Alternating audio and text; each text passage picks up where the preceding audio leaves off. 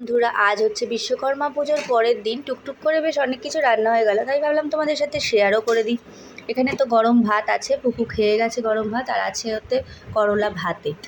এটা আছে ধনেপাতা, অনেকটা দিয়েছিল বাজার থেকে, অনেক সবজি নেওয়ার পর বললো পয়সা দিতে হবে না। সেই ধনেপাতাটা কী করব এখন, না ধনেপাতা রাখলে বড্ড শুকিয়ে যাচ্ছে, তাই একটা টমেটো পুড়িয়ে ধনেপাতাটাকে বেটেছি, কাঁচা লঙ্কা আর রসুন দিয়ে আর সর্ষের তেল আর পাতিলেবু দিয়ে এটা মেখেছি। আর নুন তো অবশ্যই, 2-4 কোয়া কাঁচা লঙ্কা ছিল আর 2-4 কোয়া রসুন ছিল।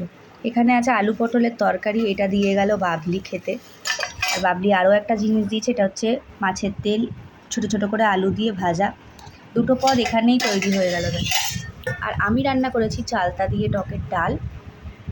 এখানে আছে চিকেন, একটু ডাল হয়েছে বলে চিকেনটা বেশি ঝোল করিনি, রসা রসা করেছি।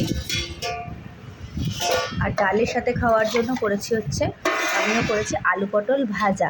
এটা হচ্ছে ওই পোস্ত দিয়ে, কালো জিরে দিয়ে আলু পটল ভাজা ছোটো ছোটো করে কেটে। আর এখানে মা পুকুর চিকেন তুলে রেখেছি সব, একটা শশা আছে। আর এটা আছে কালকেরই একটু চালতার চাটনি। আজকে দুপুরে অনেক কিছু মেনু হয়ে গেছে, মোটামুটি রাতেও আমাদের হয়ে যাবে। তো তোমাদের কি হলো অবশ্যই জানিও।